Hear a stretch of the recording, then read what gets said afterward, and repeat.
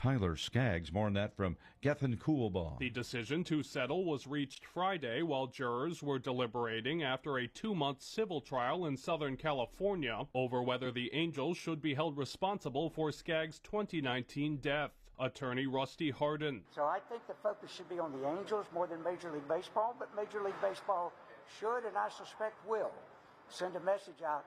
You guys can't let this happen. Authorities say Skaggs snorted a fentanyl-laced pill provided by the team's communications director, Eric Kay. Skaggs' relatives filed a lawsuit alleging the MLB team knew or should have known Kay was a drug addict and dealing painkillers to players. The team said officials did not know Skaggs was taking drugs and would have sought him help if they did. I'm Gethin Coolbaugh. More of these stories at townhall.com. As veterans, we're no strangers to helping others. It's what we were taught, trained, and told to do. It could be for anything. Helping a friend move. Listening to a fellow veteran for hours, at any hour of the day. Or just simply making time for people. A neighbor, a loved one, or even a stranger. We're often the first to help others. There's no question about it. But we do have one question for the veterans listening. When was the last time you reached out for help? Perhaps it's time to do for yourself what you would do for others. If you or someone you know needs resources, and whether it's for stress, finances, employment, or mental health, don't wait. Reach out. Find more information at va.gov/reach. That's va.gov/reach. Brought to you by the United States Department of Veterans Affairs and the Ad Council.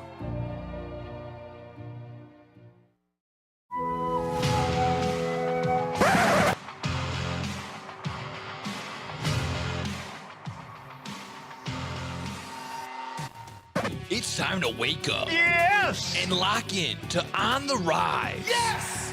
With host Mike Napolitano. The terms must win and can't lose. Is that the same thing to you? It is the same. Yeah, come on now. What are we talking about? Definition, a must win. Lose! I don't lose! I win! Dalton Cooper. So they've got Squeeze, which is mustard. They couldn't give ketchup a better name than ketchup. They literally named him what he is. Now for a little thievening. What? No ketchup? And Nick Johnston. I like when I do hockey things, you guys are just like, very good, Nick. This one's going right here, right on the fridge. That way we'll get to see it every day. All right. On WRMN.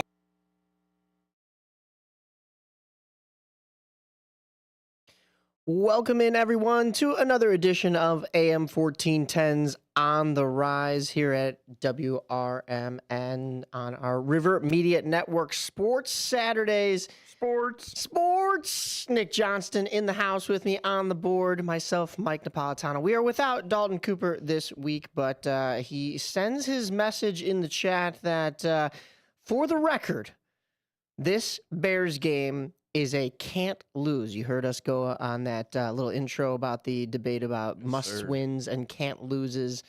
He says this game is a can't lose. But Nick, how you doing? How was your week? I'm doing fantastic. I'm doing good. I know our guy Dalton. He's over in Florida, right? No, he's down. Yes. I don't want to dox him or nothing. But yeah, I know he's getting to enjoy some sunny weather. We're getting 40 degrees here, so that's not too bad for Chicagoland winter right before Christmas. So yeah, it's looking pretty good.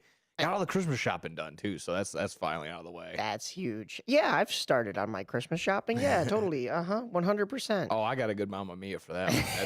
That's gonna be a whole doozy right there. I got that one for in the back pocket. Oh boy. All right. Well, we will get to our Mamma Mias. As far as it being a little bit warmer here, hitting maybe 40 degrees here today, I think Bears fans would have loved that last Sunday, because it was much colder on Sunday when the Bears took on the Browns at home. However, Bears still got the job done, a 31-3 victory.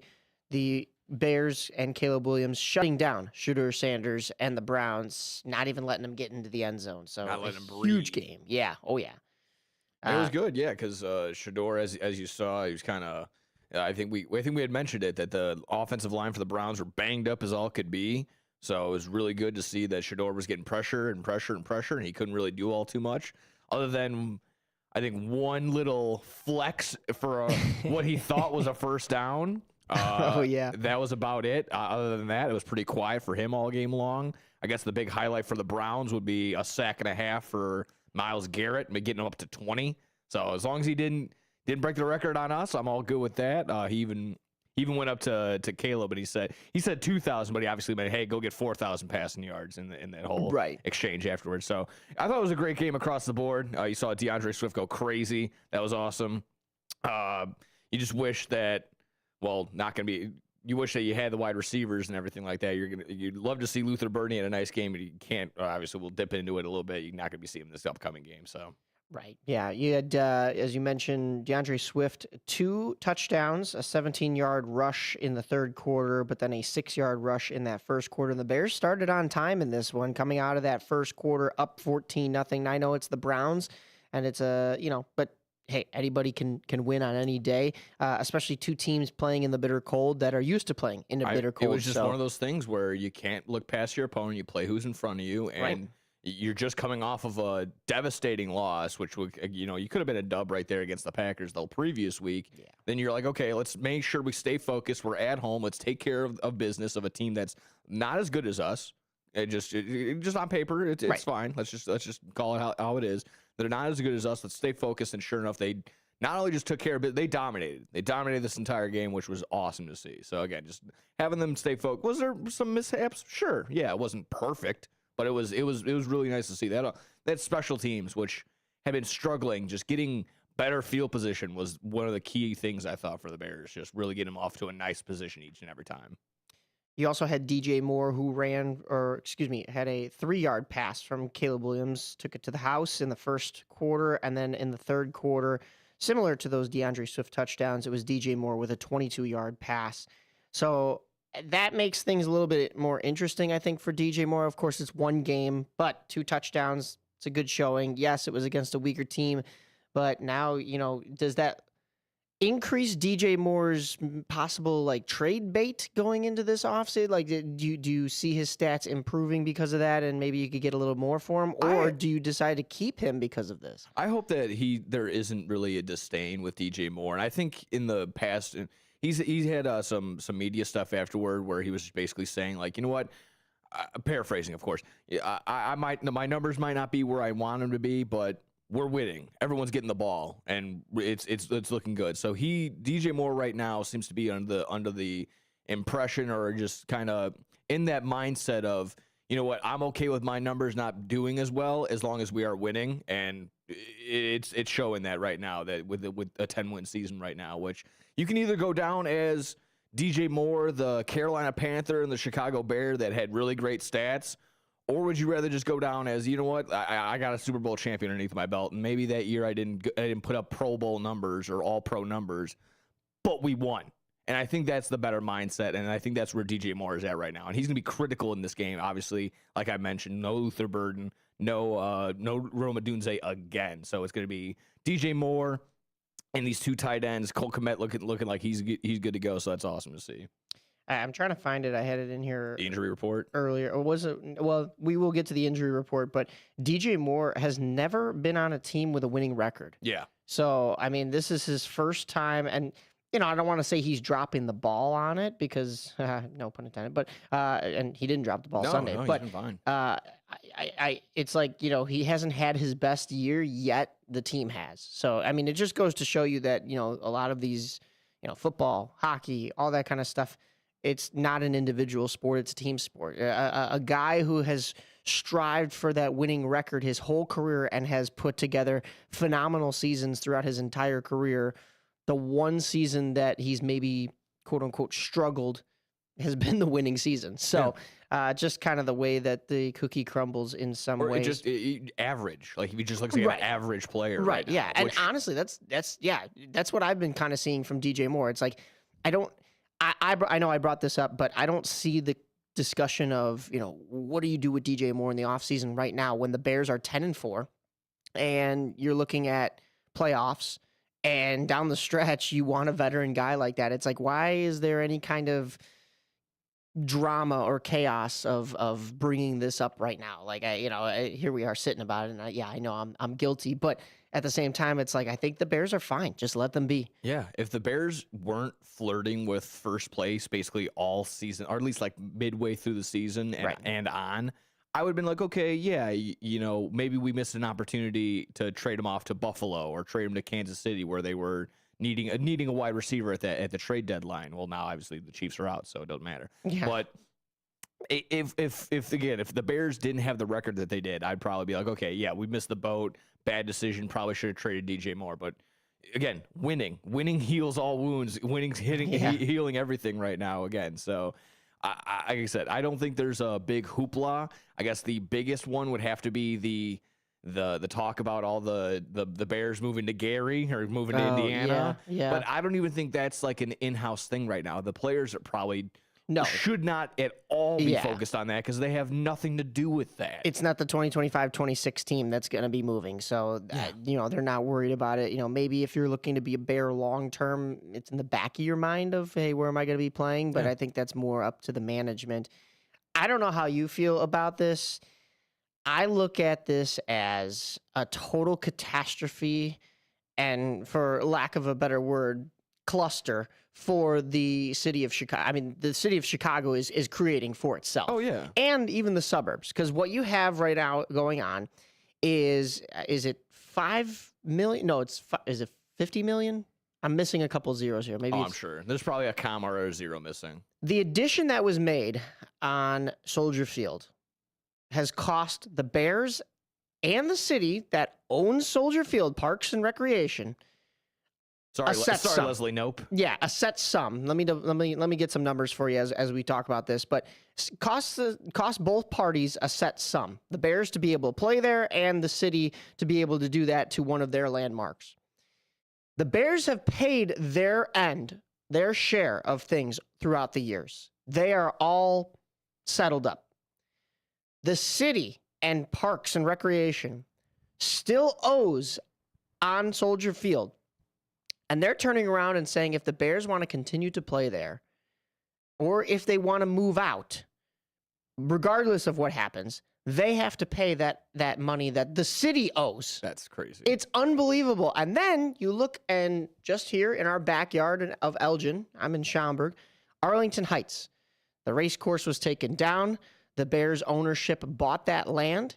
They want to develop. They've already demolition derbied the entire building and the race course itself. It's just a bunch of grass on that land right now. They're waiting to build. They're waiting to get the okay.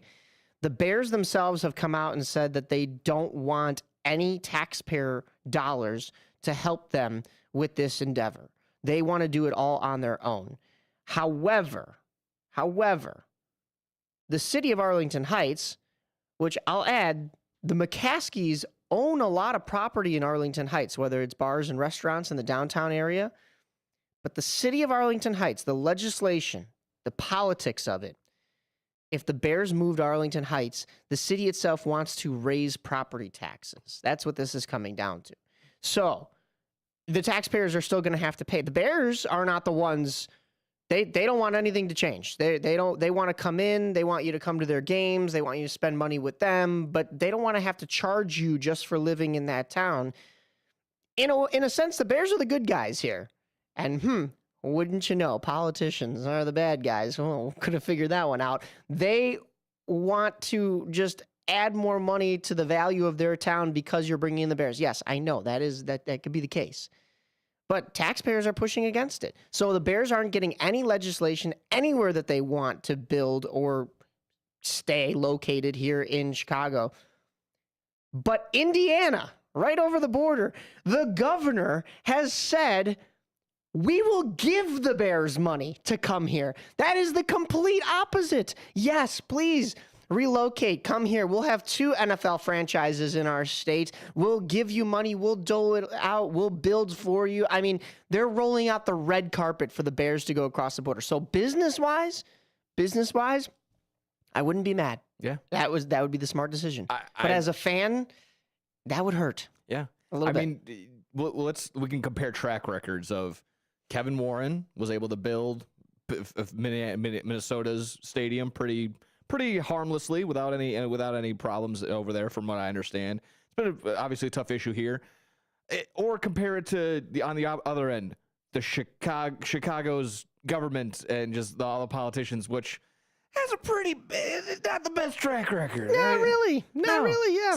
Some pretty sketchy characters across the board. Yeah, just a few. Currently there and not. So it's pastime here in Chicago. Exactly. It's a long-running tradition. So it's kind of tough to sit there and look at the comparison. Even if you don't have all the facts in front of you, you should probably just be like, I might lean Kevin just because, everybody, he hasn't really, ruined anything for me just yet. And the other one, this has been such a catastrophe, like you said, just making this really not easy for anybody that wants to enjoy going to a game in person. For what it's worth, I mean, you got a team like the Cowboys that don't play in Dallas. You got two teams in the Giants and the Jets that don't play in New York. You got Sanford. The 49ers are closer to San Jose than they are to San Francisco. Yeah. So it's one of those things where I'm not entirely offended as a fan where exactly the games are going to be played if it's just outside of the Chicagoland area. Because me personally, I think watching football is best at home. I going to a game, the atmosphere, you love it. It's awesome. Yeah. But actually watching a game live in person, unless you're on the field, it's not really that enjoyable. That's just me. If you have your own opinion, that's fine. Against me, argue a wall. I don't care. But yeah, this is kind of showing to me that Kevin Warren is trying. And he's kind of showing you like, hey, we're doing everything that we possibly can. These guys don't want to play ball. It's as simple as that. So for a lot of people that, like I said, that are trying to, I don't even know how you do this anymore. Like trying to vouch for and be on the side of the Chicago politicians, it's really, really tough, in my opinion, for you to vouch for them. So either which way, I've seen a couple of people, like I said, a lot of talking heads trying to harp on Kevin Warren, but I just don't see it. I get it. It's been a long time, but if one side doesn't want to move and play ball, you can't really do anything. So it's tough. So the exact numbers here, they round when you're talking this big of numbers, but it is estimated around $350 to $600 million, million with an M, still remaining in debt. That's principal and interest on the renovations made to Soldier Field in 2002. That was renovation cost around $600 million, with the Illinois Sports Facilities Authority, ISFA, issuing bonds for a large portion. So that is up to the city of Chicago, which ultimately means the taxpayers to pay that money. Now, do I want taxpayers to have to pay money? I'm a taxpayer. No, obviously not. I'm not that kind of a taxpayer. I'm not in downtown Chicago, but so we're in Crook County. Part of our taxes go towards that. However, the Bears, it's not right that the Bears should be on the hook for that if they paid their end of it. That'd be like me saying, hey, Nick, can I borrow $5? And then you say yes. And then I go, well, Nick, you owe me another $5. And you're like, for what? I already lent you $5. It's like, well, I'm going to keep asking you for more money even though you don't owe me any money. Like, that's ridiculous. So $5. Make sure you have my $10 by tomorrow. Because if I don't have my $20 by tomorrow, then my $50 the next day is gonna be really bad. I can't believe you wouldn't give me your $100 bill in your pocket. Honestly, the letter from Kevin Warren. I'm not going to read the entire thing, but one of the big paragraphs in here. He says, the stakes for Illinois are significant. Thousands of union jobs, year-round attractions, and global events made possible by a fixed-roof stadium that would provide long-term revenue for the state. For a project of this scale, uncertainty has significant consequences. Stable timelines are critical, as are predictable processes, and elected leaders who share a sense of urgency and appreciation for public partnership that projects with this level of impact require. We have not received that sense of urgency or appreciation to date. We have been told directly by state leadership our project will not be a priority in 2026, despite the benefits it will bring to Illinois. So there's that nice little ribbon on top of the present, your Christmas present from Kevin Warren about the politicians. A dome. So this is more than just football. We can have so many more things. We could have maybe, I don't know, one of these college football playoff games that are currently happening right now. Give me college basketball. Show me WrestleMania in May and March. I don't know, anything. I know WWE tickets are out the wazoo, and I need a loan at this point. But it just Taylor Swift can come to town. Well, she probably already did for Soldier Field, but again, inside, nice and warm. Yeah, during winter. Yeah, exactly. Come in the winter time. I mean, you can have the possibilities are endless. It would be another location to host hockey tournaments, basketball tournaments, football tournaments. Those are the obvious, right? And then, like you said, any kind of like I'm sure you can even host like the Monster Jam stuff there that usually goes on at the Allstate. Not to take business away from the Allstate, honestly, you could have both. With Chicago being such a big market, I'm sure a lot of these places will want to schedule double the shows. Maybe they still do a circuit at Allstate, but they need a bigger venue like what would be built in Arlington or such. So I just saw ridiculous. That, again, Kevin Warren being connected to the Minnesota stadium, they have open, like they turn it into a roller rink, like the concourse. Yeah, you can get for $15. You can ride around Minnesota Vikings little stadium and on your roller skates, on your inlines. I'd be down for that. Yeah, it'd be fun. Why not? Oh my goodness! Jungle boogie, going around watching Jason McCarthy throw incomplete passes. Yeah, it'd be great. Come on, 9. Yeah, you got this, 9. Oh my goodness. One other important paragraph that I do want to read, it's the one directly after that. He goes on to say, consequently, in addition to Arlington Park, we need to expand our search and critically evaluate opportunities throughout the wider Chicagoland region, including Northwest Indiana. This is not about leverage. We spent years trying to build a new home in Cook County. We invested significant time and resources evaluating multiple sites and rationally decided on Arlington Heights. Our fans deserve a world-class stadium. Our players and coaches deserve a venue that matches the championship standard they strive for every day. With that in mind, our organization must keep every credible pathway open to deliver that future. So, Indiana, do I think it's more of a leverage thing than Kevin Warren in this statement is coming out and saying it's not a leverage thing. No, absolutely not. But do I think it's more of a leverage thing than they're letting on? Yes, of course. But I mean, they have that leverage over the city of Chicago, and the city of Chicago knows it because obviously they're trying to make the Bears pay for something that they're not on the hook for. Do I think that makes Indiana a sure thing? No, but I think it's more of a possibility than a lot of skeptical people are thinking. And I don't know how that would work, though, to be honest with you. I mean, as a fan, again, I'm not opposed to it. I don't mind, again, because I've never been like, my heart isn't set in Soldier Field. I've been there a few times. Yeah. It's a good venue, but again, like most people say, I have the common complaints. It's hard to get in. It's hard to get out. It's cool. It's historical. But again, it's one of those things where the only building to be worked on and be renovated and then lose its historical status, in my opinion. And like I said, on the flip side, if it is in Indiana, it's not too far away from a couple of cool places like the Hard Rock that's out there. So they are building a couple of new things. If you're going out there, it's gonna be worth it. Like you're gonna have some stuff to actually do out there. So again, I'm not gonna keep. I'm not a backup Hoosier or anything like that. There's no Indiana tattoo underneath these sleeves or nothing like that.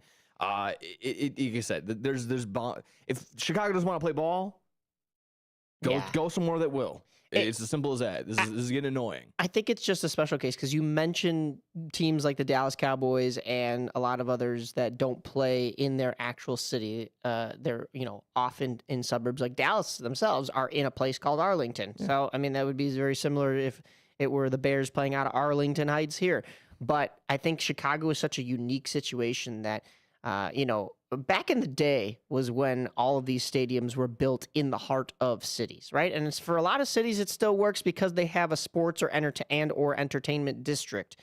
Chicago doesn't really have that. It's a little bit more spread out. So that's kind of old world thinking that, our teams have to be downtown considering how big the population has got, how bad traffic has gotten, especially in these parts.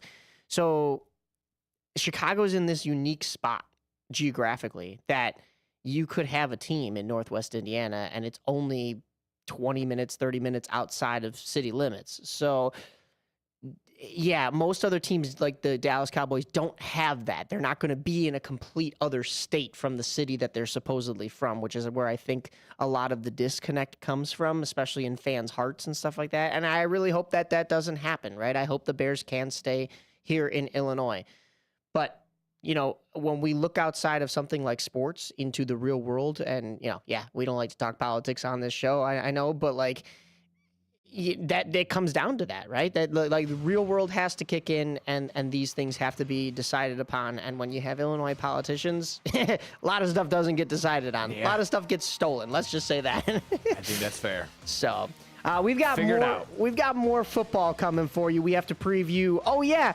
Today's game, which I will mention ESPN does not even have listed on the Bears' schedule. I don't know if it's because it's a Saturday game that they got that a little bit confused. But it says the Bears' next game is against the 49ers, which is weird. It goes straight from the win against them. I could be wrong. I think because it was flexed a while ago, but I could be wrong. Probably is. But fear not, there is a game today. It's at 7:20 on Fox. Bears and Packers, the revenge game here at Soldier Field. We've got more on that for you right here on AM 1410 WRMN's On the Rise. Nick Johnston on the board, Mike Napolitano, myself.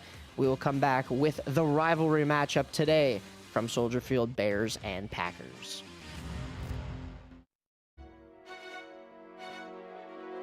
Tune in to Big Top Sports with Derek Geyer every weeknight from 6 p.m. to 8 p.m. He'll have sports thoughts from the center ring of Chicagoland and to the outer rings from across the nation. Weather from Chicago Cubs, White Sox, Bulls, Bears, Blackhawks, Stars, Fire, Boomers, whatever the national story is of the day. Geyer and his sports czar takes will either have you nodding in agreement, yelling at the radio, or in all honesty, a bit of both. With the way the Chicagoland sports and sports are in general, there's bound to be thrills, chills, and oh my God moments. So get your snacks and libations ready, because this is going to be a wild ride. Big Top Sports with Derek Geyer's quirky and insightful Fanatics take will make you feel a little or a lot better about your Chicagoland sports viewing experiences.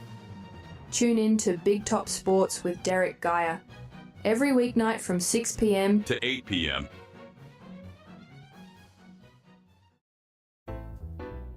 Get ready for an unforgettable night out in downtown St. Charles at O-Shows, where live music, dining, and entertainment come alive. Visit the iconic Arcada Theater at 105 East Main Street and experience the venue voted Chicagoland's premier entertainment destination. Whether you're enjoying a headliner concert, dining at Rock and Ravioli, or hitting the speakeasy at Club Arcada, O-Shows creates memories. Tickets and event info at oshows.com, and you can call 630-962-7000. That's 630-962-7000. Make your reservation, bring your friends, and plan your next event at O-Shows. Live music, dining, and entertainment, all in one place. Visit oshows.com and join the fun tonight. Supporter of the America's First Responder Fest. Most people out here think that taking care of one another is important. And most people would step up for a neighbor going through a tough time. Most people around here help out friends and family when they need it. But the funny thing is, most of us won't look for help when we need it. If you're struggling with mental health, you should know that there are resources out there that can help. And it's okay to talk about it if you need to. One place to get started with information is loveyourmindtoday.org. Loveyourmindtoday.org offers a range of guides, instructions, and insights for dealing with difficult situations or getting through a tough time. If you're struggling with mental health, get the help you need, because most people out here really care. Visit loveyourmindtoday.org. That's loveyourmindtoday.org. Brought to you by the Huntsman Mental Health Institute and the Ad Council. Welcome to WRMN, your trusted voice in the Fox River Valley for over 75 years. We bring you fact-based news, good faith discussions, and entertainment that brings people together. From national headlines to local stories, WRMN is your home for thoughtful dialogue and community engagement. No matter the time of day, where you're listening from, or who you are always welcome here. Thanks for making us a part of your day. This is the Talk of the Town, WRMN.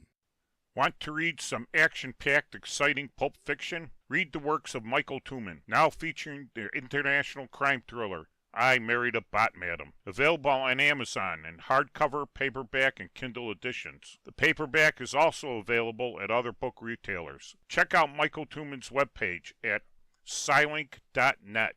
That's Papa Sierra Yankee Lima India November Kilo dot November Echo Tango.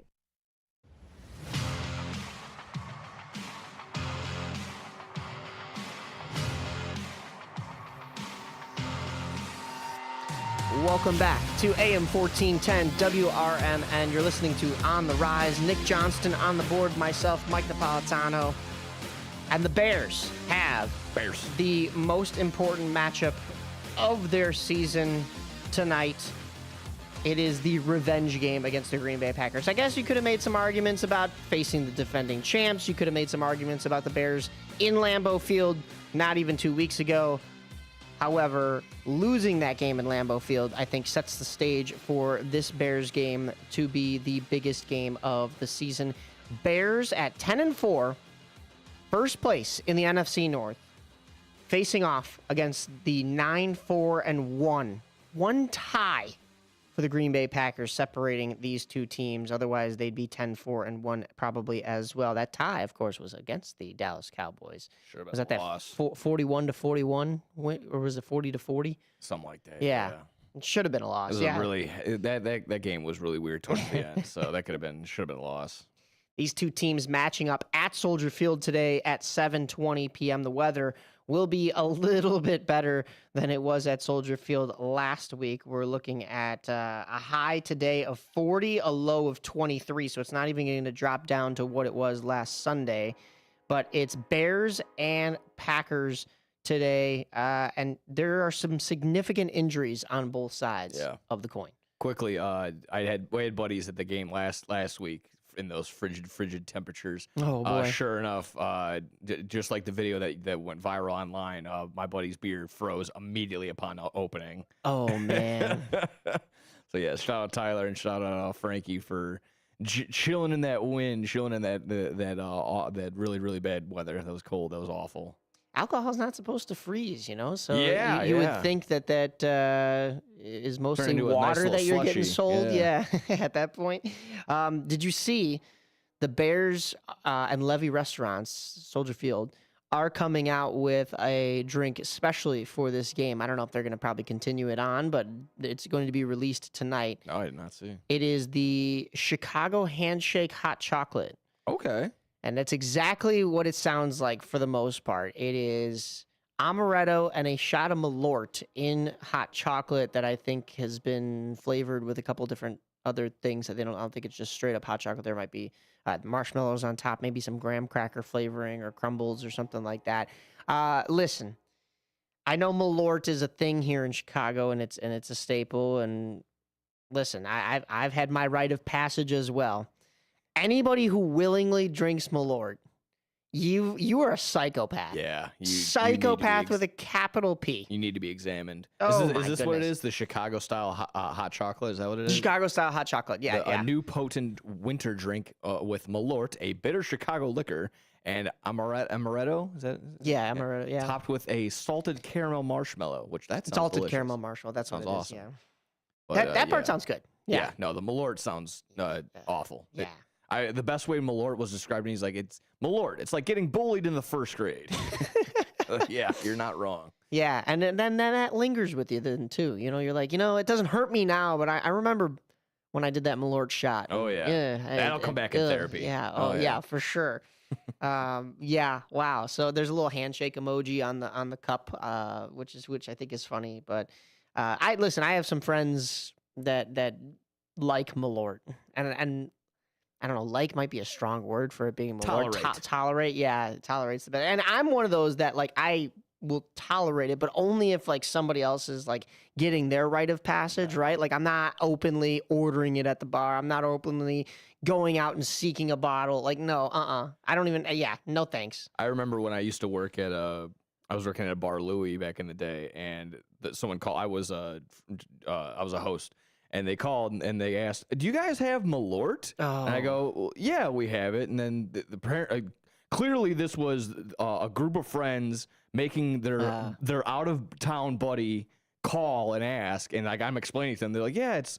Like they tell me like it's really good. And I go, no, your friends are lying to you. They're like, so do you have it? And I'm like, yeah, we have it. Come on down if you want to try it, but it is like poison. They're like, oh, okay. I'm like, well, yeah. I always laugh at that because I'm like, I definitely ruined that. Like whoever was trying to make that prank for them, I ruined it for them, and I don't care. I saved that person. I don't know if it's me. Maybe it's just the type of person I am. But if somebody told me that it's good, and then you're sitting there telling me that it's not good at all, maybe it's the conflicting stories or whatever, but that would make me want to try it even more, though. No, Malort. I'd be like, all right, now I'm curious. Like, now I have to do this. Maybe it's just my curiosity or my individual intuition. It's that commercial with the raccoons when they're all sitting and eating the garbage and like, oh, this tastes awful. You got to try it. And they're like, what? Yeah, that's what Malort is. So yeah, I sorry, we got Bears Packers. Bears Packers, no, for sure. Well, big injuries, as I mentioned, on both sides of the coin. DeAndre Swift is questionable for the Bears. He has a groin injury. He could be in tonight, but I don't know, the way it was sounding through the reports, I don't think he is going to be available. He's He's had that injury before this year, so we'll see how that goes. No, for what it's worth, I don't see Manungai on the injury report, so probably going to get a full go from him. I love that, though. Yeah. We've got Jose in the chat. He says, bear down every Bears fan. Yep, absolutely. Also missing from this Bears lineup, though, is Luther Burden. He's out with an ankle injury. He will be out until at least next week. Ahmed Agbaminga out with a hamstring injury. Terrell Edmonds out with a groin injury as well, for sure. And Tyrone Shoyinka out, but it's questionable, could return today. So Edmonds could return today as well. But on the Green Bay Packers side of things, I think even more significant is the loss of Micah Parsons. Yes. We talked at the start of the season, Bears fans, NFC North fans were up in arms that, oh no, now we're going to have to see Micah Parsons here in our division, which, means 2 times a year. You play 17 games. That doesn't sound like a lot. However, you play these teams more often, and when it comes to playoff time, sometimes that comes into a factor as well. But the Bears are going to get lucky with, like you were talking about last week, these Green Bay games being scheduled later in the season has actually worked out for the Bears because they've been able to figure their stuff out. But also Green Bay, I mean, who knew this was going to happen, is now without Micah Parsons. Yeah. So the Bears are going to get a chance to see this Green Bay team without Micah Parsons. There was also some questions about, I believe, Josh Jacobs. Yeah, he hasn't practiced all week, Yeah. it looks like. So he will be questionable, probably a game-time decision going in.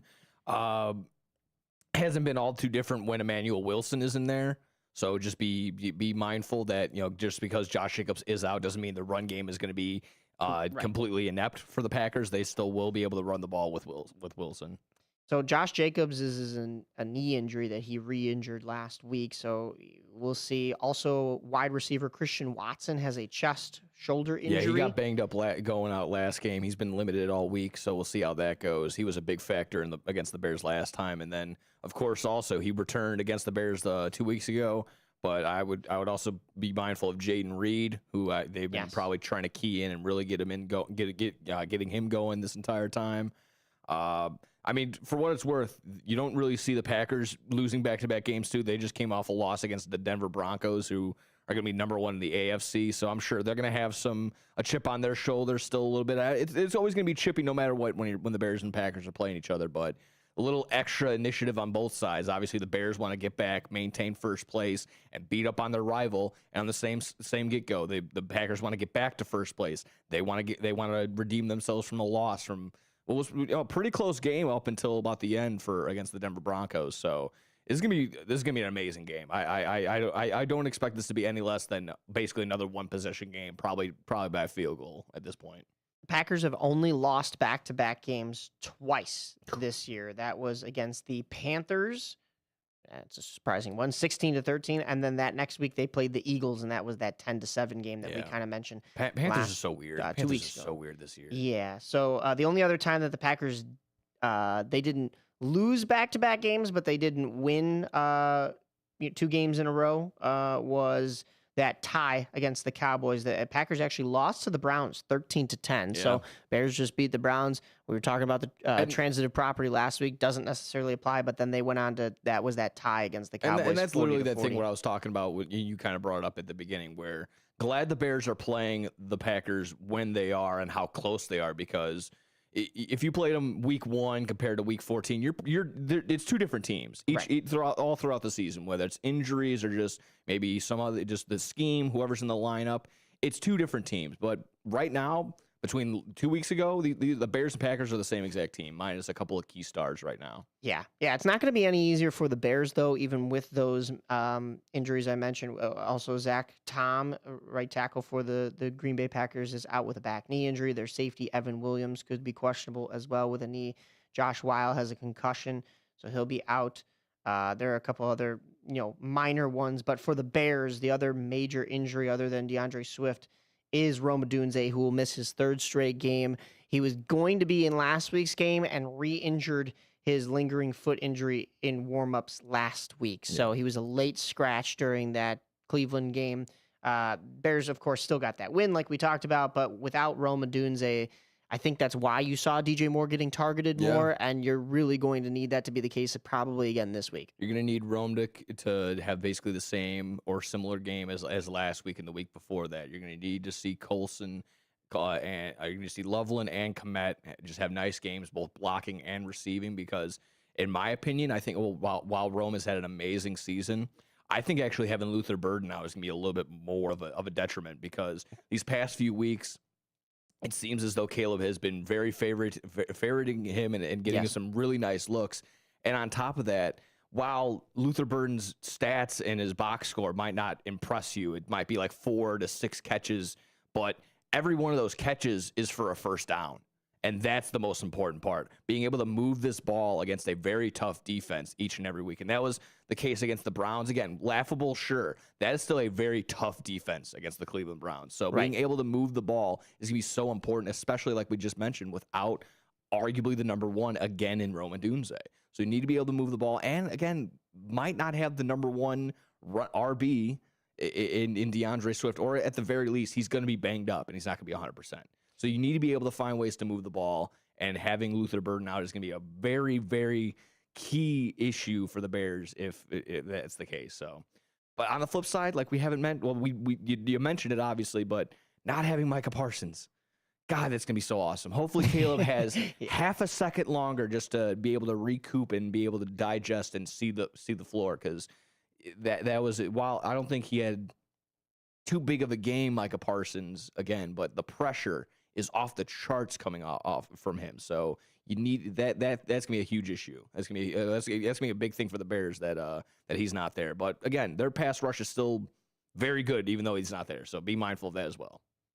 And you mentioned, key things. This is a key game for the Bears.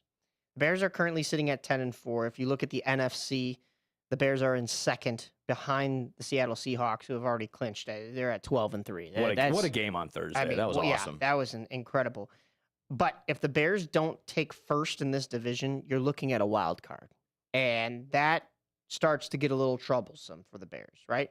The Bears are 10-4, yes, but they're 1-3 in the division. So this is a chance to get to 2-3, but then also a chance to maybe go 500 in the division on the season. The only team in the NFC who has a below 500 record in their division right now are the Detroit Lions. Now, the Lions are still a very talented team. Yes. Haven't had the year, we talked about this last week, haven't had the year that we've really wanted from them, or that they've really wanted from themselves. They're 8-6, but they're also 1-3 in the division. There is no other team in the NFC that is in a playoff spot that isn't eliminated, and I'm talking wild card stuff as well, that has a below 500 record in the division. So you see kind of how important it is to play in your division, especially when your division is the NFC North right That's now. funny considering obviously the Saints, who are not very good, but they have a win over the Bucks and I think the Panthers, so they're doing pretty well in their division. Right? So Yeah. it's just stuff like that where that's going to be very important to get down and take care. Exactly that. Take care and win the divisional games. Exactly right. And of course, that could change. There's a lot of teams that are 2-2. Maybe they go 2-4, or maybe they go 3-3 at best. But if you're the Bears and you want to solidify that top spot in the division, you have 3 games remaining, and 2 of them are against divisional opponents. Yep. It's this game against the Green Bay Packers, and it's the last game of the season against the Detroit Lions. Yeah, you have to win one of those. I think we mentioned it in our text chat. I'm gonna agree with Dalton where it's yes, very important. Let's win this game. Yes. However, if you don't, you probably need just one more win to solidify a playoff spot. But let's not let it come down to that. Right. Take care of what's in front of you. Get the dub and make you choose your own path basically. Yes. Yeah. I would say, the Bears are going to have to play not to get ahead of ourselves, and we'll get to some other topics in just a moment, but the Bears will have to play the 49ers next week. Yeah. And San Francisco has the exact same record as you. Who knows if that'll be the case next week, but as it sits right now, that'll be the case. And then you have the 8-6 Lions at the very end of the season. So you're going to get your opportunities maybe, although the Lions put up a 50-piece against you earlier in the season. Maybe things have changed now. Don't leave it up to chance, though, and especially when you have the first of these 3 games against your rivals where you can get some revenge. So let's hope for a Bears W today. Bear down. And as you all know, you can always watch the Bears. We'll let you know where they're on. It is on Fox tonight at 7:20 p.m. But if you can't watch the game, you can always listen to the game right here on AM 1410 WRMN, your home of the 2025-26 Chicago Bears. Love it. Do you have anything else about Bears that you wanted to kind of put a pin in? I'm always, if you're looking at it through the gambling lens today, obviously 1-800-GAMBLER. Don't gamble anything you're not willing to lose. Bears are favored by 1.5, but I always look at the ESPN little predictor wheel. Right now, it's given 59% towards the Green Bay Packers, even though they are the underdogs. So, it's not perfect. It's not that, but it is one of my go-tos when I'm looking at games, trying to make picks and stuff like that. So. I will refrain from doing it just because I feel like I'm always the jinx when it comes to that stuff. So, gamble responsibly. Bears are our favorite right now. 45.5 is the total. 45.5 seems a little high for me. A little bit. I feel like this will be a much lower scoring game. Yeah, but the weather's nice. I think they might be considering just maybe with that and just maybe the wind might not be a factor. So. Yeah, just be mindful of that. Watch the weather. 45.5. It's up there. But yeah, this is gonna be a nice week. This is a really, really awesome week. This is a really great week for across the board. For football in general. There's a lot of college stuff going on as well.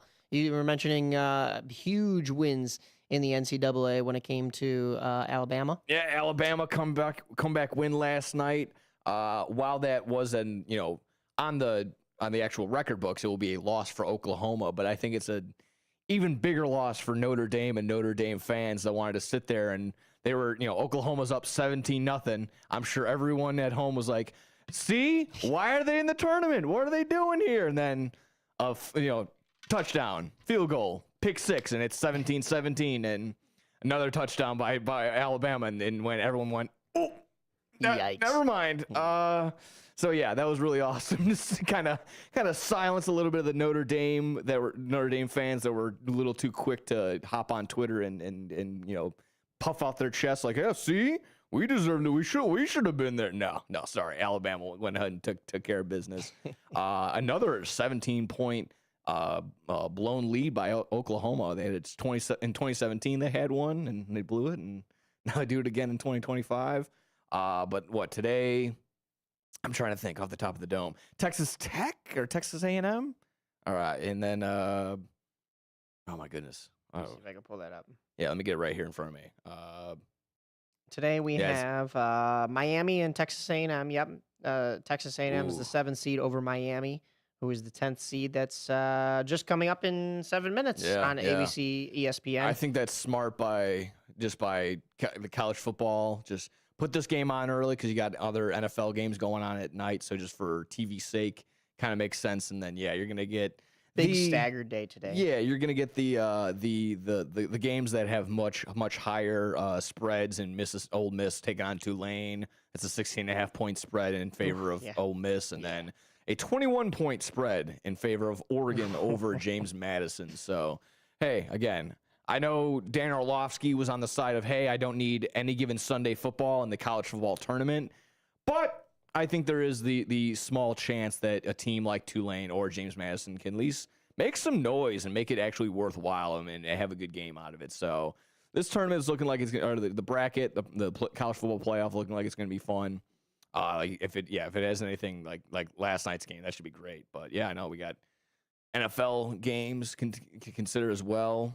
You do have in the FSC championship semifinals, Illinois State versus Villanova at 6:30 p.m. Yeah. So local Illinois team. Yeah, Illinois ISU State. got the ISU. championship win over North Dakota. Yeah, They 11-4. They were 21-point dogs. So that's what I'm kind of saying. You know, I know it's not the same FBS and and the actual NCAA and whatnot, but it's still possible. It is very much still possible. If they win tonight, they will play Montana or Montana State, who are on the other side of that bracket in the semifinals. It'll be 13-1 Montana or 12-2 Montana State. They play at 3 p.m. today on ABC. So by the time Illinois State and Villanova wraps up, they'll know who they're probably matching up against next week in that college football playoffs. So a lot of exciting things going on as we get college football playoffs around the holidays. Then we get like that long stretch into the end of or short stretch at this point in the end of the NFL season. Yeah. And as soon as the Super Bowl is here and all that stuff wraps up, it's going to be the Winter Olympics. Oh, yeah. So, I mean, it's going to be nonstop going into 2026 with all the entertainment and sports. A lot of this Olympic talk has kind of changed things in at least the NHL, because that's one of the sports. Of course, it's the Winter Olympics.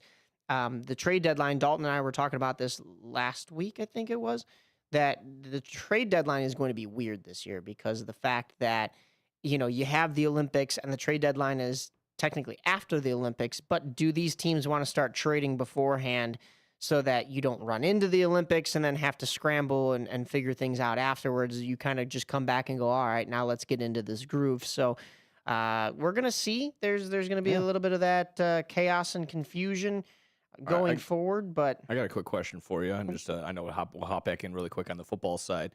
Takeaways from no Patrick Mahomes for the rest of the season, then most likely probably a big dip into next year's season as well. What do you think about that? Yeah, I know a lot of people are dancing, not because he's injured, but they're dancing up and down that Taylor Swift will not be on their TV during football playoffs. Are you with Nick Wright in the sense that, you know, whoever wins the Super Bowl this year, it's going to be a Mickey Mouse year because Kansas City isn't involved? No. Okay, good. No, Kansas City did not have a good year even with Patrick Mahomes. That was the big headline last week, and I think it kind of overshadowed the Micah Parsons injury. Otherwise, any other week, the nation would have been talking about the Micah Parsons injury. Now, I feel like the nation talked about the Micah Parsons injury for 5 seconds, and then Mahomes got injured, and then they switched gears. It all happened in literally and rightfully all so. like 5 minutes in between. So it was not only Patrick Mahomes going down with his ACL, Micah Parsons had his ACL tear, and then even Devontae Adams got hurt too. I did see that. Yeah, he was banged up. What a week. Yeah, he's not. Schefter already pointed out. I know the Rams already played on Thursday, but he might be out again next week. So watch out for anybody looking in fantasy. Yikes. So yeah, I don't believe that it's a Mickey Mouse year. I don't know if the Chiefs were even really going to make it into the playoffs without Patrick Mahomes, or with Patrick Mahomes. Chris Jones didn't even know that he was eliminated until the game was over with. The media had to basically remind him. He goes, "Yeah, so basically like our back's against the wall. Are we out?" And he goes, "Yeah, you guys are out." And he goes, "Oh, okay." Like, yeah. He had no idea. By the way, idea. So. Yeah, we'll see. This is going to be an interesting playoffs. Comes Gardner Minshew. Yeah. It'll be a good refresher from the usual Chiefs versus Eagles or Chiefs versus 49ers or Chiefs versus whoever in the Super Bowl. Josh Allen, you got a chance now. Go get it. That is true. Bills Mafia, where are they at? As far as other Illinois teams, Illinois is taking on Tennessee in that Liberty Mutual Music City Bowl that we mentioned. That'll happen on 12:30, the day before New Year's Eve, December 30th. It's a Tuesday at 4:30 p.m. on ESPN if you wanted to check that one out. But that is all of your football news. We gave you a full hour of it. Oh, yeah. After you got a full hour of football news from Fantasy Football Blitz beforehand. And, of course, you had the truth about Chicago sports at the top of the hour as a part of the Saturday Sports here right at AM 1410 WRMN, River Media Network Sports. Nick Johnson on the board, Mike Napolitano, myself. We'll be back with some hockey. When it comes to orthopedic and spine surgery, Prime Healthcare St. Joseph Hospital in Elgin leads the way. Recognized by U.S. News and World Report as a high performer across multiple surgery types, we offer advanced and minimally invasive procedures supported by state-of-the-art imaging technology. Our expert surgeons and compassionate care teams are here to help you move, heal, and live better every step of the way. St. Joseph Hospital in Elgin, exceptional care close to home. Fitting in shouldn't be hard, whether in life, on the court, or in the classroom. At Elgin Community College, you could find your place alongside those expanding their horizons, exploring rewarding careers, and achieving their dreams. A place for doers, thinkers, and believers. At ECC, we see you, we believe in you, and you'll fit right in. Learn more at elgin.edu/belong. Your hometown radio station since 1949. We are WRMN AM 1410, Elgin time, 11 o'clock. Breaking news at Town Hall. I'm Bob Agnew in Washington. President Trump held a rally in Rocky Mount, North Carolina last night before traveling to Florida for the Christmas and New Year's holidays. He told supporters his administration is lowering the cost of many goods.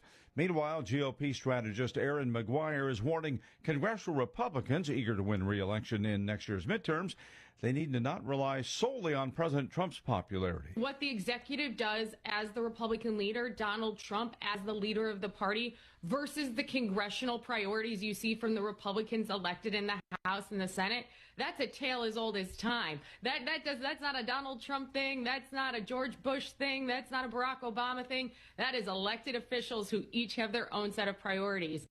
Turning Point USA's America Fest conference began this week with some stark public disagreements on stage at the podium. Mrs. Erica Kirk, that's a widow of Charlie, lamented the divisions that had cropped up since her husband was killed. When he was assassinated, we saw infighting, we've seen fractures, we've seen bridges being burned that shouldn't be burnt. We saw a lot on full display. And also at that rally, a young student from Brigham Young University, Emma Paskin, among the attendees. She says that Erica Kirk is one of her inspirations. She's definitely the biggest female conservative role model for me right now. David Sachs, the White House AI and crypto czar, says the U.S. is in a race for AI dominance against China. They're really the only other country that has the talent, the technology, the expertise to potentially beat us. I don't think they will if we do the right things or keep doing the right things under the president's leadership. We are ahead in the AI race, but it is definitely a competition. More on these stories at townhall.com.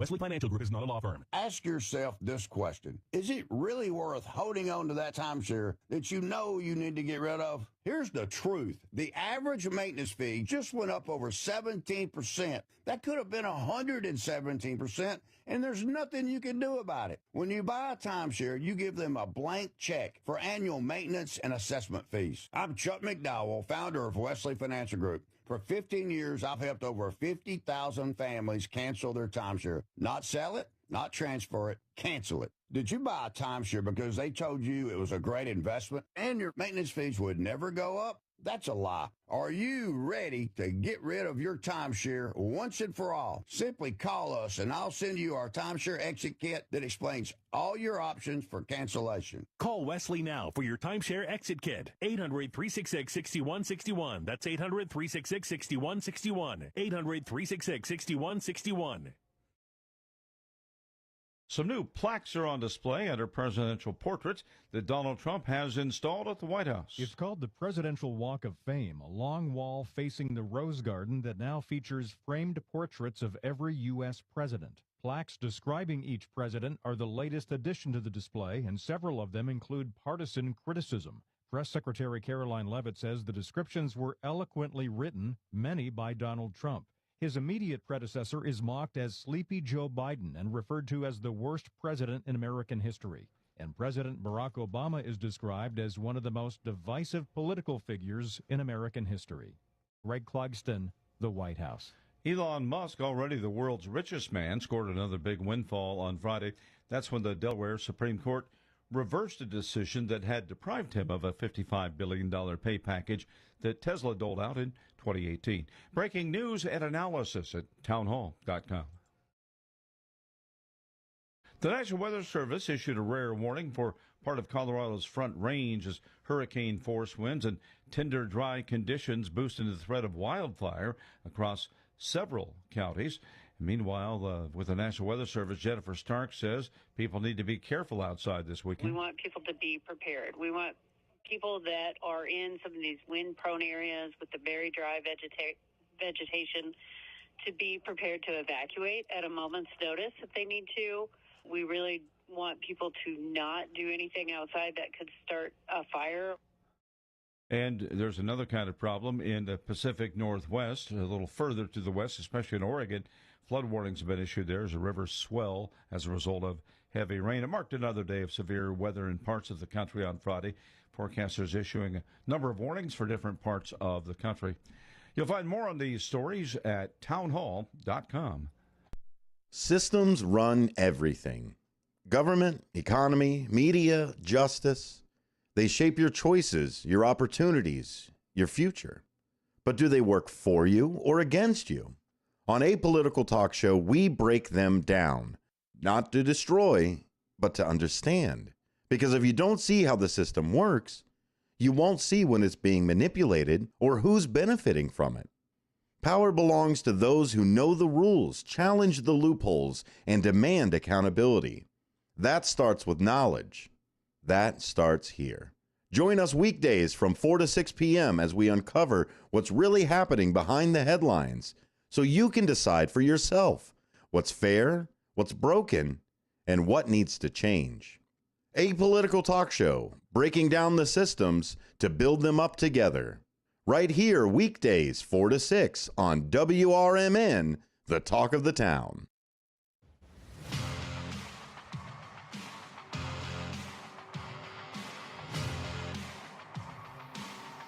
Welcome back, everyone, to AM 1410 WRMN. You're listening to On the Rise. Nick Johnston on the board, myself, Mike Napolitano. And boy, oh boy, has it been positive. We just talked about football all first hour. Oh, yeah. It's been positive for the most part for the Bears. Good pigskin talk. But it has completely shifted for this Blackhawks team. And I hate to say completely shifted like that, but it's tough for the Blackhawks when you've got no Connor Bedard. And there's a lot of other young stars. Like we say, once again, it's a team sport. There's a lot of other pieces to this puzzle, to this rebuild.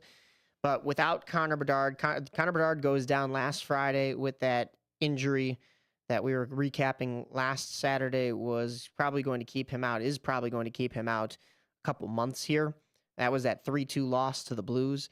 The Blackhawks immediately followed that up with a home game against their rivals, the Detroit Red Wings, at the United Center Saturday night. I know it was a packed house. Tickets were pricey because not only was it a Chris Chelios black jersey bobblehead night because they brought the black jerseys back, but also, of course, Patrick Kane and Alex DeBrincat were in the house, and it's an original six matchup. Both teams celebrating their centennial seasons.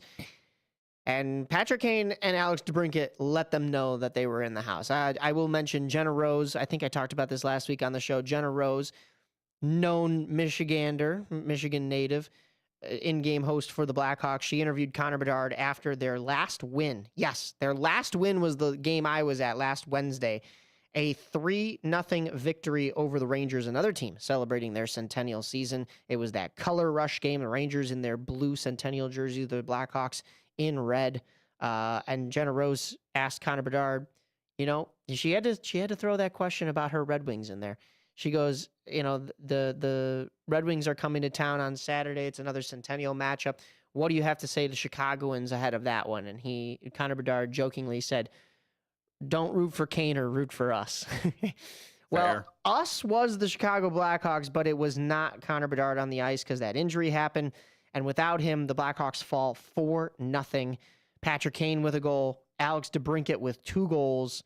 I mean, it was all Red Wings all night. Patrick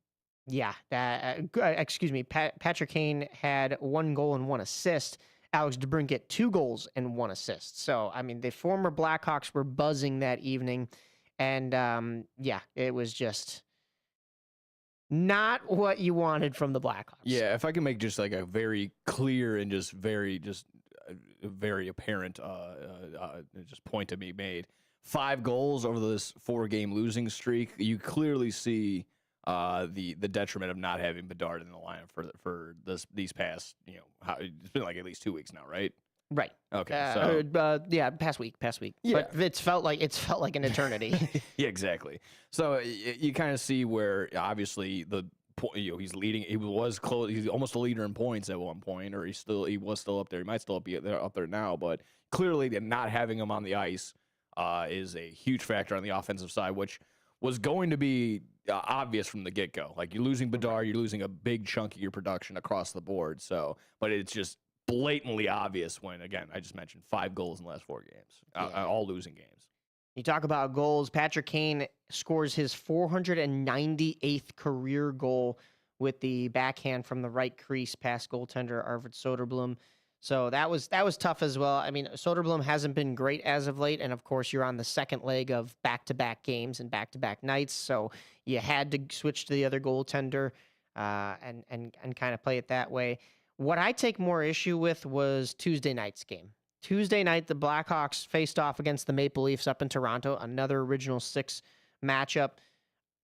Blackhawks are leading 2-0 going into the third period. Not only do you give up the first goal to the Maple Leafs, you take a weak penalty, a silly penalty to put yourself in the box and a man short, and you let the Maple Leafs tie it up. Okay, new game.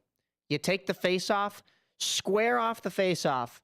The Maple Leafs come down and score. Now it's a 3-2 game, and the Blackhawks are scrambling with 10 minutes to go in regulation to try to get a lead back. I mean, you cannot give up a goal right after you've given up that power play goal. And in fact, I believe that power play goal... actually, no, I'm thinking of the next game against the Canadiens.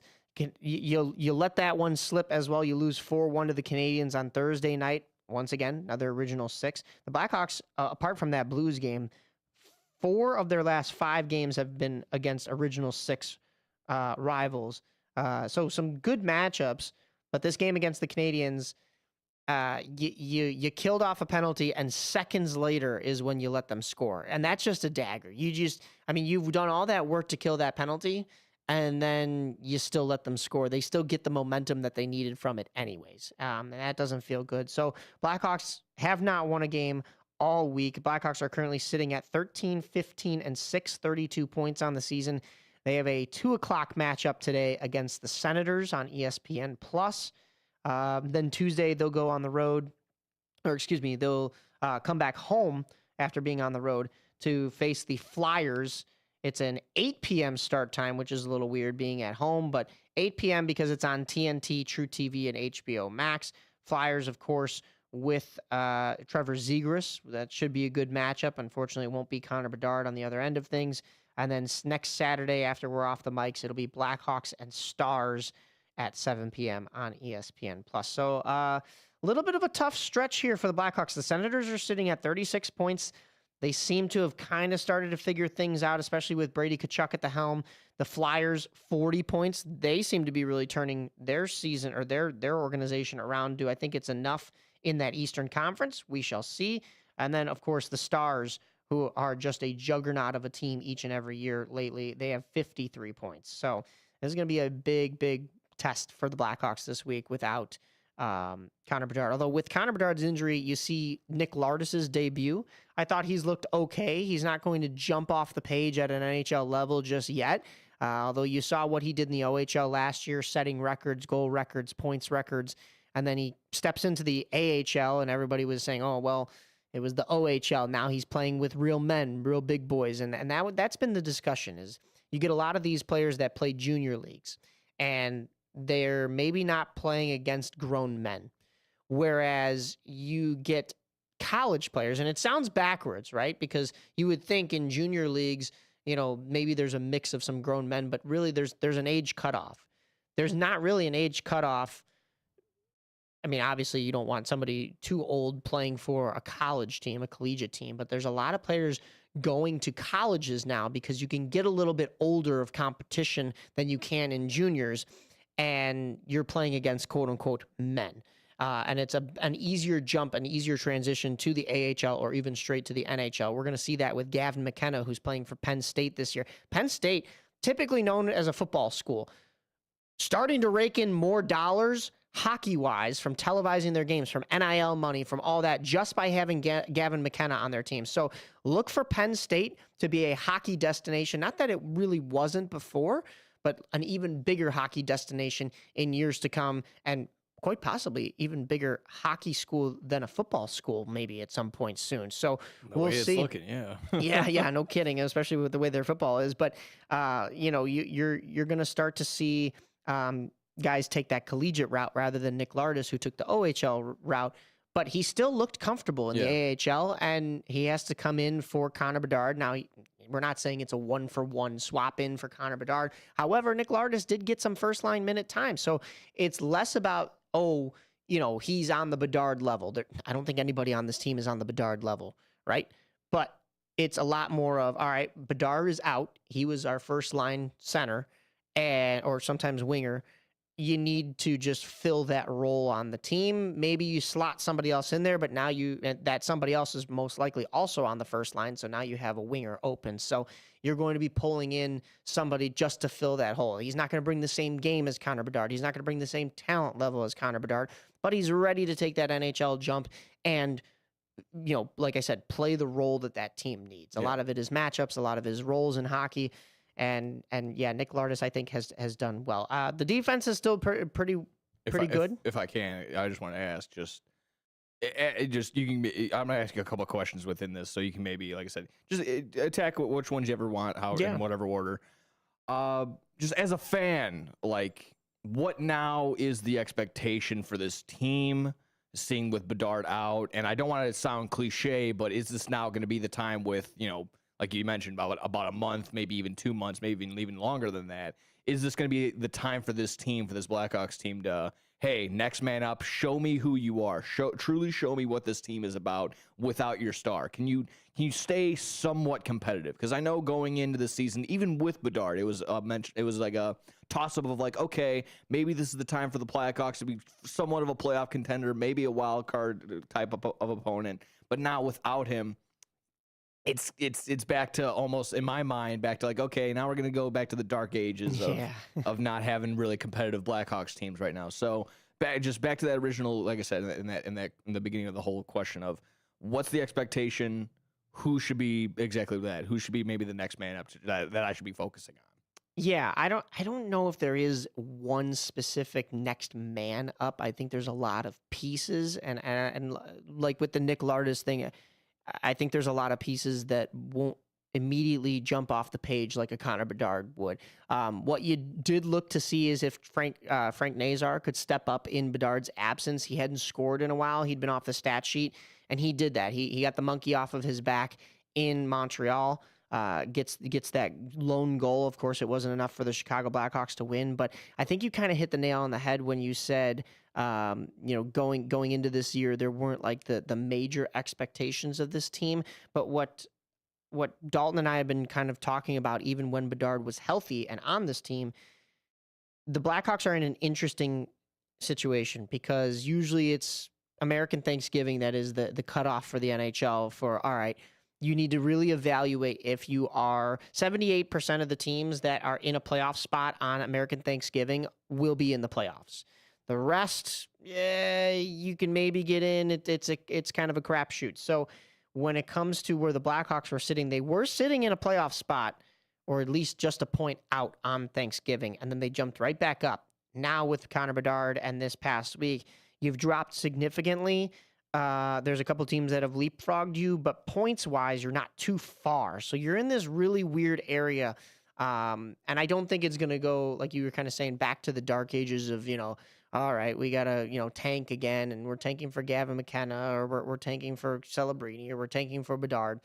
I think this team still can play some competitive hockey, but that being said, not only are you in a gray area where you're not in those dark ages, you're not tanking, you're also not really succeeding consistently, so you're going to sit, the standings are going to reflect that kind of play. You're literally going to sit in that gray area like the Chicago Bulls do every year, where you're not good enough to be a playoff team, but you're not good enough to get a high draft pick. And I think with the recent drafting that Chicago has done, you don't necessarily need high draft picks to help save this team. So you can afford to sit here if you're the Blackhawks rather than if the Bulls were in this spot. But I also don't think it's going to be beneficial for you by the end of the season unless all of your youth is really progressing. And I think that's the biggest thing you have to look for, especially with this, like we were talking about before the break, this weird season of getting cut off by the Olympics. Now, this has been when NHLers are added into the Olympic rosters, a thing for, going back into the 2010s and the 2006s and stuff. But for the youngsters on this team, the Frank Nazars, the Sam Rinzells, the Artem Levshunovs, the now Nick Lardises, even Ethan Del Mastro, coming up a little bit. I think for these guys, it's going to be a matter of, can you stay healthy? Can you stay in the groove while that Olympic break goes on? And can you not only step up in Bedard's absence, like for some of these other guys, like Frank Nazar and even to an extent Nick Lardis, but can you consistently keep that up and learn the lessons at the NHL level right now so that when this team is a lot more competitive, you can take that with you and have that under your belt. You heard Frank Nazar and Connor Bedard say in that dual interview at the start of the season that they don't want to win in 3 years, they want to win now. But you get dealt this hand of, Connor Bedard is going to be away from the team for a little bit, so you have to learn to play without him. And hey, look at the championship Blackhawks, 2015, the last few months before the playoffs, Patrick Kane went down with that collarbone injury. The Blackhawks, of course, yes, they were veterans at that point. They had been there 2 other times. They had been to the Western Conference Final a third other time against the Kings in 2014. But 2015, the Blackhawks were sitting there going, you know what? We have to learn to play without Patrick Kane. And yes, at the trade line, they went out and got people because that freed up cap space. Those rules are going to change in a couple of years. But that was a team that was willing to play without their superstar and could still have success without their superstar. And when Patrick Kane came back, game 1 of the playoffs, it wasn't, yes, it's Patrick Kane. He shot out of a cannon, but everybody was kind of questioning, is he going to be that same Patrick Kane? He's coming off of a collarbone break. Like, can you expect him to just jump right back into competitive hockey, and not just any competitive hockey, competitive playoff NHL hockey? And of course, 2015, they go on to win the cup. It's a fairy tale ending, but right now is not the case. And that's where I lead to that next point of, that's what they did in 2015. They went out and got people at the trade deadline. So Dalton and I have been kind of still having this conversation of, do the Blackhawks buy or sell at the trade deadline? And quite frankly, I'm going to sit here and tell you guys, I don't know. I genuinely don't know. At this point, I think you have to be sellers, but I don't think you have any real big pieces that you can sell to a team unless it's depth in goaltending. We just saw Laurent Brossoit get put on waivers after scoring that goalie goal at the AHL level and coming back after almost 2 years, 2 seasons of injury. He comes back, and you think he's starting to build up his trade value. The Blackhawks put him on waivers, and he doesn't get claimed by anybody, so the Blackhawks are able to pick him back up, which I think is good. I think that was just more of a roster move. I'm actually surprised a lot of teams did not pick him up, especially because, that goaltending trade that Dalton and I were talking about between Edmonton and Pittsburgh seems to have backfired for Edmonton now that Tristan Jarry is hurt. Yeah. Not like he was going to be stopping too many more pucks healthy in the net, because you traded 1 for 1, basically. Tristan Jarry and Stuart Skinner were not going to be the end-all, be-all for either one of those teams as far as getting them into the playoffs. So I see the deadline is March 6th. Is that because obviously the Olympics is going to get the them Olympics. Usually I think put it's off for like a month and a half? Yeah, I think the trade deadline is typically either end of January or mid-February, and because of the way the Olympics fall, it's going to be pushed way back, which now you're looking, okay, that's that first week of March. That means you have about a month of the season left before playoffs, which is really quick. And in that month, I mean, you're not really playing.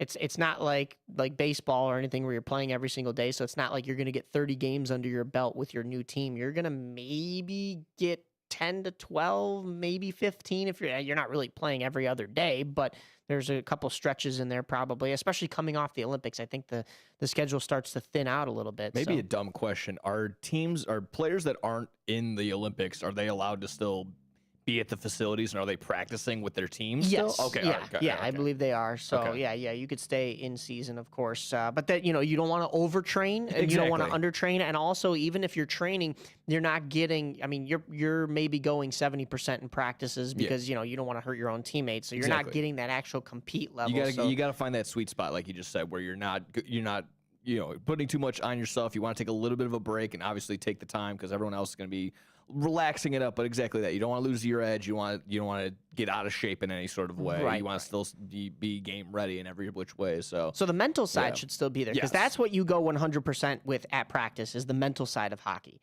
The physical side, you're only going to really get in games, and that'll be the real jumping into the deep end for anybody who isn't in the Olympics and competing, especially because now you have not just regular season NHL. You have a bunch of players playing in the Olympics, representing their countries. You know how physical and demanding that is going to be. And then you have players who are sitting at home just practicing. And then the two of them are going to have to meet again in late February, early March, with possibly new teams after trade deadlines and such are all settled out. And that is going to be some chaos there, especially rolling right into April playoffs and whatnot. But we can't jump too far ahead. With Chicago, though, I think, where the standings would dictate that you have to be sellers at the trade deadline. I don't think this team could buy to help them right now. And I, that's got to be the move. What you sell, though, I think you have too many important pieces for this Blackhawks future. I mean, maybe you're just doing a couple small trades, dealing some draft picks and stuff like that. But at this point, I think you also kind of still need some draft picks. So it's going to be interesting to see. That is a job for Kyle Davidson, Kyle from Chicago, and we will see what he decides to do. Real quick, I wanted to jump off the Blackhawks train for just a second because we have some other news here in Chicago. The PWHL is coming to Allstate tomorrow. So that is the Professional Women's Hockey League. That'll be the first Women's Hockey League. And you know what? I meant to contact Hannah to get her on because our friend of the show, Hannah Arbitman, will be hosting. I was in contact with Hannah. I just saw her on Wednesday for the Wolves game.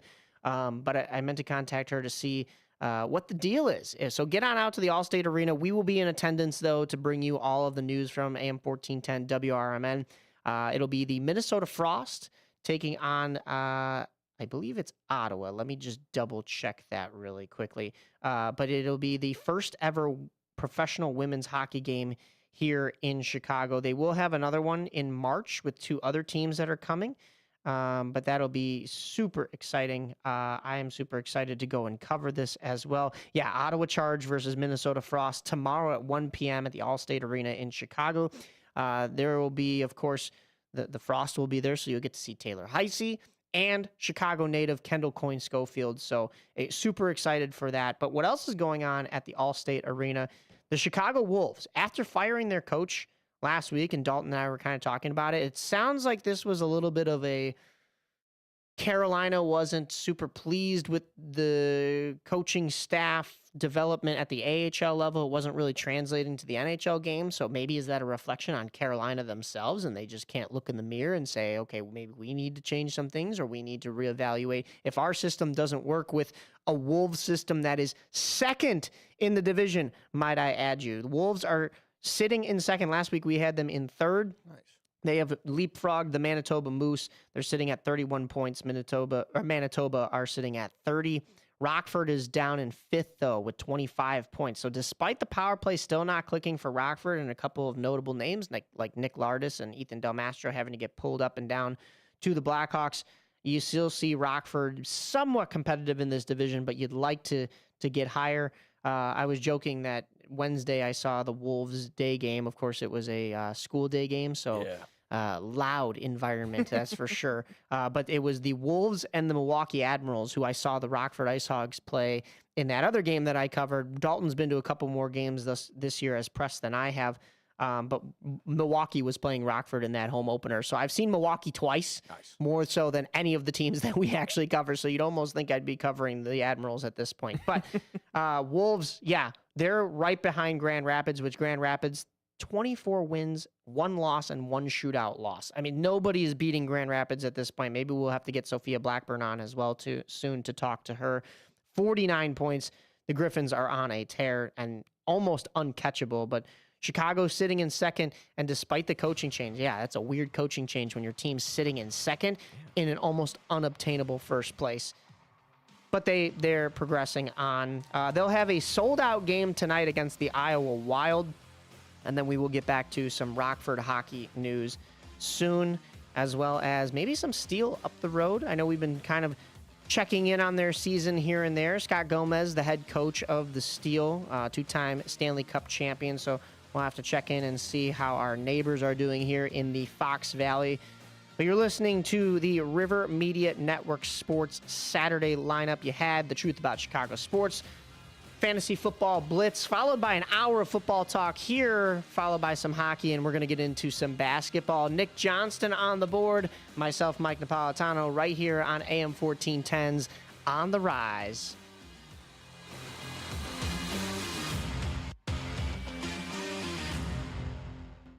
Are you suffering with anxiety, depression, PTSD, an eating disorder, or even a substance abuse problem? If it's causing problems at work or with your family, get help now at Insight Mental Health and Wellness. We can help and treat all types of depression and mental issues. We'll help you use your insurance to get away from it all to a beautiful, sunny, and tranquil vacation-like environment so you can recharge yourself. And with a Family Medical Leave Act, you could take the time off you need from work. Plus, with the Affordable Care Act, your treatment could be 100% covered. If you're suffering from any kind of anxiety, depression, PTSD, eating disorder, or even a substance abuse problem, use your insurance and get away from it all. Come to sunny California. Call Insight Mental Health and Wellness now. 800-419-0287. 800-419-0287. 800-419-0287. That's 800-419-0287.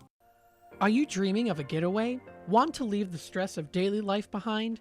Whether it's a relaxing cruise or an adventurous land escape, planning the perfect vacation doesn't have to be a hassle. At Cruises International, they specialize in vacation destinations, land and sea, making your dreams come true. Located at 1721 Moon Lake Boulevard in Hoffman Estates, Cruises International isn't just about booking travel. They're your personal concierge, trusted travel advisor, and advocate. Your preferences are unique, and they'll take the time to understand exactly what you're looking for. From personalized service to their global network of specialists, they ensure that your vacation is tailor-made just for you. It's time to plan the vacation of a lifetime. Call 800-255-7447. That's 800-255-7447 today and speak to a cruise and vacation expert. Cruises International. It's time to set sail to your dream destination. Did you get a call or message that mentioned Social Security that made you feel threatened or scared? That is not the Social Security Administration. Social Security will not threaten you, press you for personal information, or demand instant payment. Social Security does not accept payments by gift card, prepaid debit card, internet currency, or by mailing cash. Criminals use these forms of payment because they are hard to trace. Don't fall for it. Hang up, ignore them. Report this criminal activity to oig.ssa.gov. Produced at U.S. taxpayer expense. When I never graduated from high school, I realized I wanted to go back to school because I didn't want to work these back-breaking jobs the rest of my life. With the help of my father and having my son, that was all the motivation that I needed to come back to school. I felt accomplished, made me feel that I could take on whatever challenges life throws at you.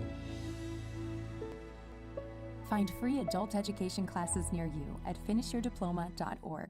Chicago defense attorney Mark Schieblo has co-authored the book titled DUI Jury Trial, which is a true story of a DUI case that he defended. The accused was an Illinois truck driver arrested for driving under the influence of alcohol. This book contains facts about the case from the date of the arrest up to the jury's verdict, and this nonfiction novel also includes the transcripts from the jury trial itself. The book DUI Jury Trial is now available on Amazon.com and BarnesandNoble.com.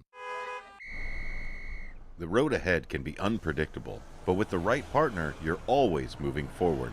At Heartland Bank in Hampshire, we're with you. Every milestone. From savings to small business lending, we offer local decisions and personal service that gets you where you're going. Stop in at 819 Warner Street or call 847-683-4444. Heartland Bank, proud sponsor of America's First Responders Fest.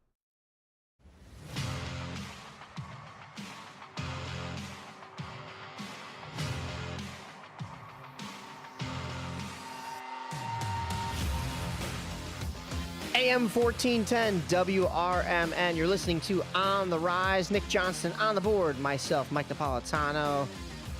And if you thought it was grim and bleak for the Chicago Blackhawks on the hockey side of things at the United Center, it has been just the same for the Chicago Bulls. However, a couple wins here and there. Couple wins against the Cavaliers. Yeah.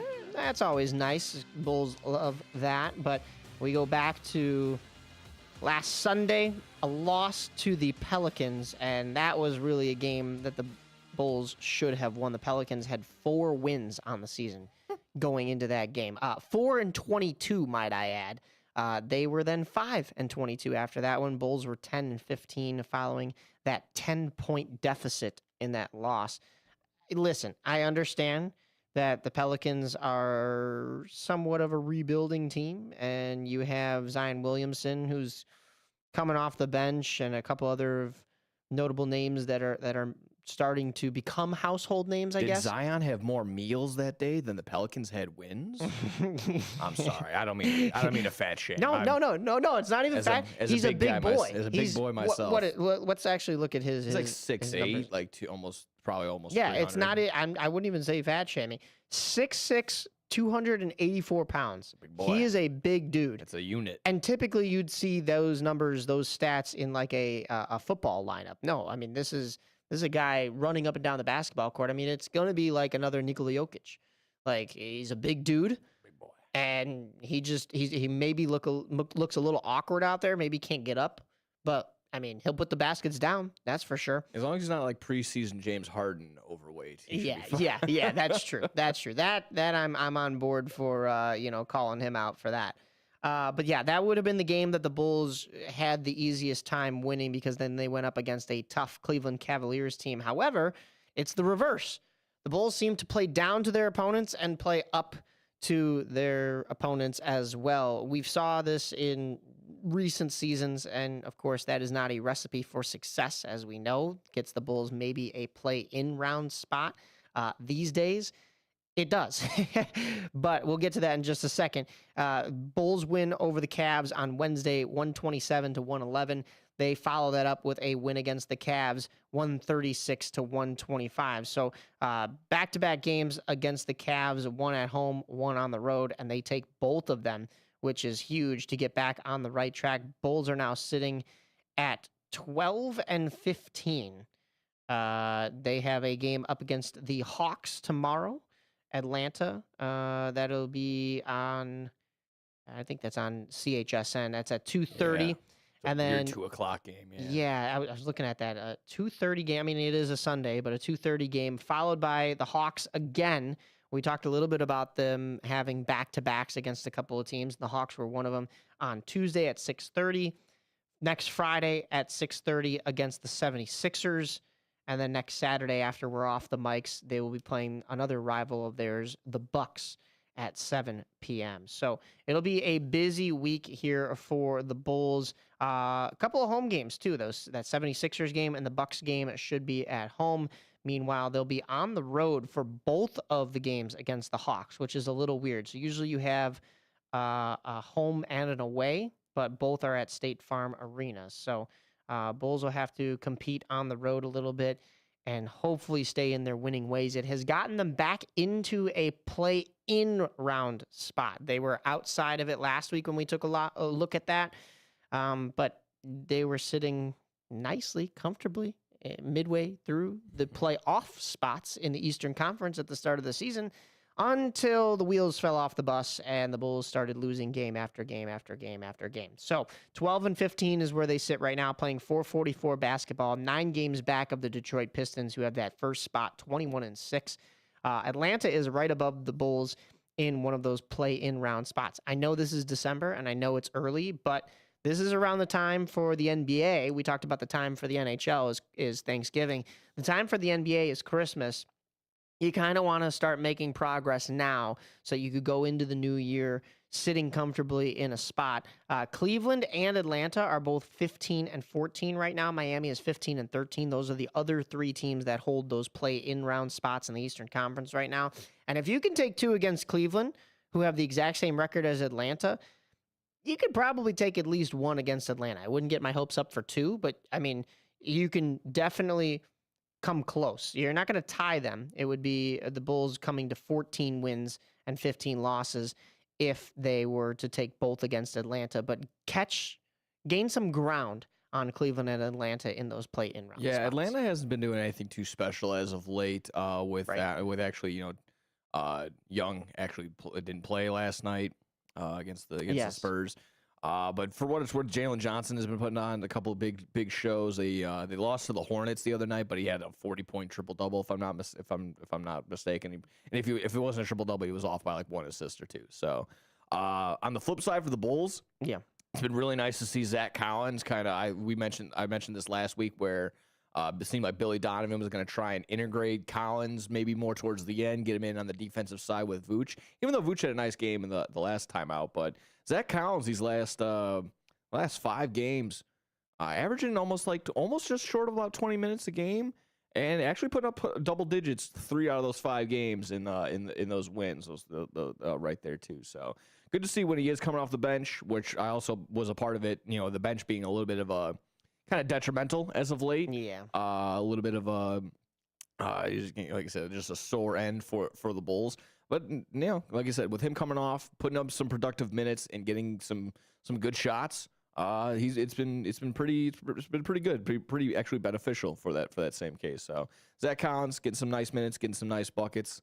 Good for him. Getting the movement done. So again, does this immediately turn into I don't want to put the blinders back up and be like, oh yeah, we're back, baby, got some wins back under the belt. No, it's just nice to see again getting Josh Giddey back into the full swing. He had a triple double in the last game, if I'm not mistaken. Oh, sorry, no, not last game, the game previous, 2 games ago. Yeah, I know they're both against the Cavs though. So yeah. So it's kind of close, kind of one of the same. But yeah, no, it's good to see exactly that where you win at home. You stay focused. We're the same exact opponent. Let's not change anything too dramatic. Let's make the proper adjustments and let's go right back into it. And sure enough, they get another 10+ point dub over the Cavaliers. So good to see that. Which again, most likely going to see the Cavaliers come playoff time. Donovan Mitchell, bona fide potential MVP across the board. I know he's not putting up crazy numbers this year, but it's good to see that where the Bulls can kind of get back, let's stay focused and get back to it. Yeah, no doubt. You mentioned that next up mentality that the Blackhawks have to have. The Bulls kind of have to have it as well, even though there aren't injuries per se. You need that from the bench. Yeah. You need the bench to start doing a lot better for this Bulls team and putting up better numbers. But you also mentioned something, Trae Young. The Hawks are kind of in that same position where they didn't really have Trae Young or he's not at least doing as well. A team that absolutely hates Trae Young, or at least the fan base. The New York Knicks, who are your NBA Cup champions, the in-season tournament that the NBA hosts every year now. The Knicks won that, and does it matter? Do we know? I think, I don't want to take away the celebration. I think it is fun to troll, the New York teams, and anytime they do well, or on the flip side, you kind of just celebrate whenever they do lose in catastrophic ways, like the World Series and whatnot. But this is still good. Is it grounds for, do they need to have a full-on celebration on the court as if they did win the NBA championship? No, but if you're gonna put it up to the same caliber and like really emphasize like, hey, this is important, then yes, let's do that. Time to celebrate, and it's pretty cool. And it was good. Like, it was a good competitive game. It was fun to watch. And like I said, there is some incentive to it, because I know you get like $1 million per player. So yeah, they're interested. They want to do it. It's fine. Yeah. So that is the case there. We talked about the Bulls' schedule going forward. Windy City Bulls, I know we mentioned that there aren't any more home games throughout the 2025 calendar year, but then they will be back in action at home in 2026. I'm gonna try and pull it up for you. The ESPN New York had a really good one. Don LaGreca and the other guy had a really good one. I'm just trying really quick to sign in to Twitter. In the meantime, we're going to take a look at that December lineup for Windy City. They have played a couple of games since we last spoke. That would have been Saturday, December 13th. The Windy City Bulls take the loss over the Noblesville Boom. Previously, the Indiana Mad Ants. Yes. So the 130 to 114 loss, but they get them back with a 137 to 134 victory on that Sunday, the 14th. They'll be back in action tonight at 5 p.m. against the Memphis Hustle. That's Orange County Convention Center in Orlando, Florida. So not Memphis, Tennessee. Just kind of. Actually, this might be a neutral site game, to be honest with you. Because I believe, the Memphis Hustle, they got that grizzly bear kind of logo. So I believe here we go. I'm sorry, I just pulled up. I got the dot. Oh, you got it. Yeah. So this is so from ESPN New York. We have from the Don, Hahn, and Rosenberg show. This is Don LaGreca and Alan Hahn. So let me get this up really quick for you. Here we go. There we go. This is talking about the. Exactly that. Is the New York Knicks winning the NBA Cup any importance at all? We'll listen right here. I'm really aggravated. Not allowed to have fun. No, not allowed to be happy. Thank you. Not allowed to enjoy it. The Knicks should have just walked off the court with their heads down, shook hands with the Spurs, although some people would have said, it's supposed to like the opponent. And they should have just left they should have left Adam Silver and the dopey trophy, and they should have just walked away. They should have just went in the locker room and then just go to Indiana, because that game matters more than the game last night.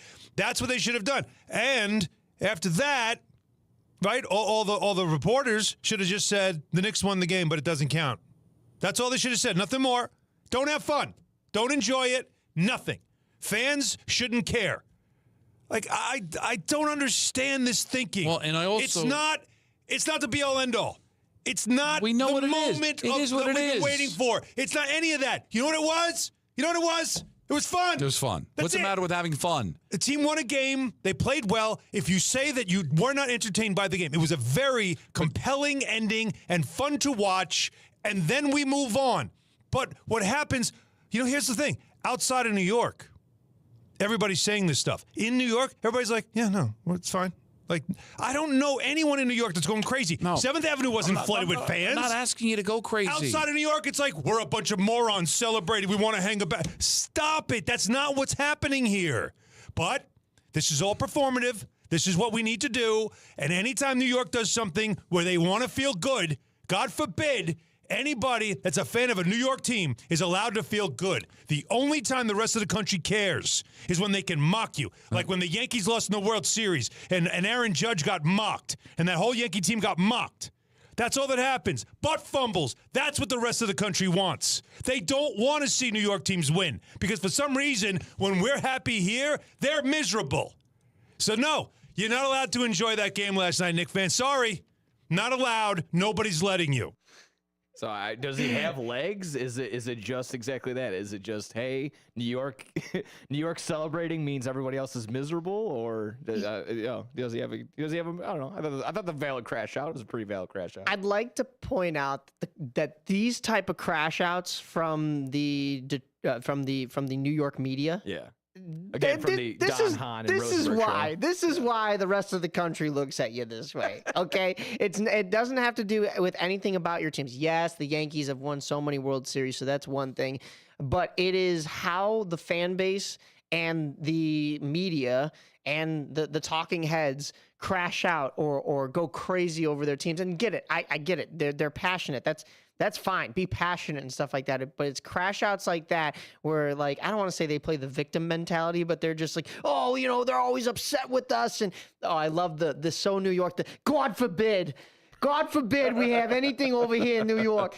Oh, my God. That is the best crash out I've seen in a while. And you're just feeding the beast. At that point, you're feeding it. So otherwise, yeah, the whole rest of the country would be like, yeah, Knicks won.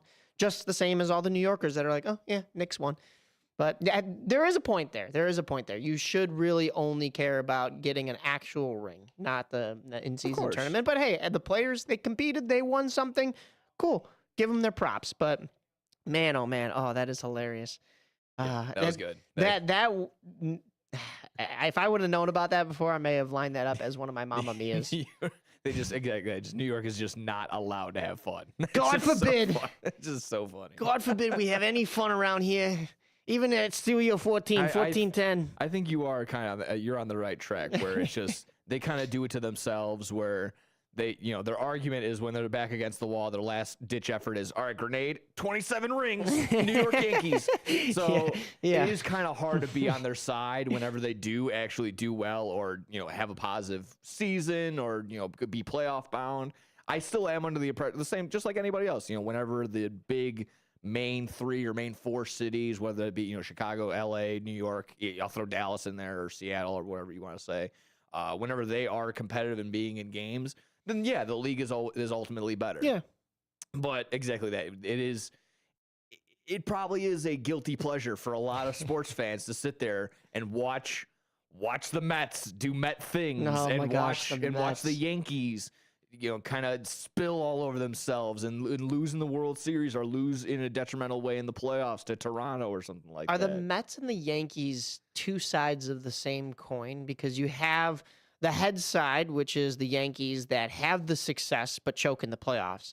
You have the Mets side that sometimes do that, but more often choke before they get there and spend all that money doing so. I mean, you're going to get the same result with both of those teams. I feel like it is kind of the duality that we have here in Chicago, where the White Sox don't spend money, and they're not going to make the playoffs, and they're not going to have success. And even when they do, they're not going to go far.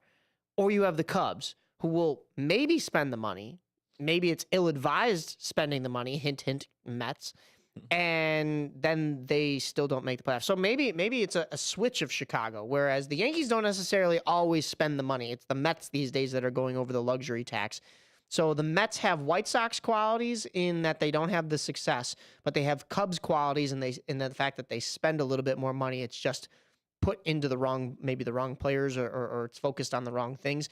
Whereas the Yankees don't spend as much money, kind of like the White Sox, but they have the success and they get to the playoffs and choke like the Cubs. Oh, don't worry. The Yankees spend money. Don't worry. I'm not saying they're anywhere as cheap as either Chicago franchise, but when you compare the two, Yankees and Mets, I think the Yankees don't go over that luxury cap as much recently.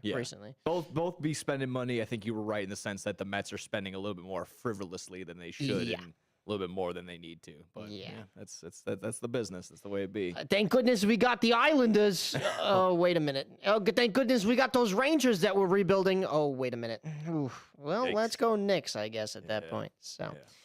You talked about backs up against the wall. We saw Jake Paul's back up against the wall. Yeah, back against the ropes. Yeah. Yeah, it didn't end well for his jaw or his pride as Jake Paul breaks his jaw in last night's fight. I did not catch any of it other than just the highlights and everything. I mean, that's just kind of boxing. It's just how it is. Hey, you step in that ring. It was also just like I didn't trust, even though it's on Netflix.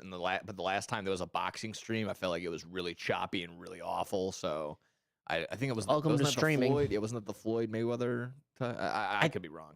Was that Jake Paul versus who did he face? Mike Tyson? Was it? Tyson? Probably. Yeah, I think that's exactly what it was. The last time it was on Netflix, but it was just so awful to even get on there. So I didn't even try.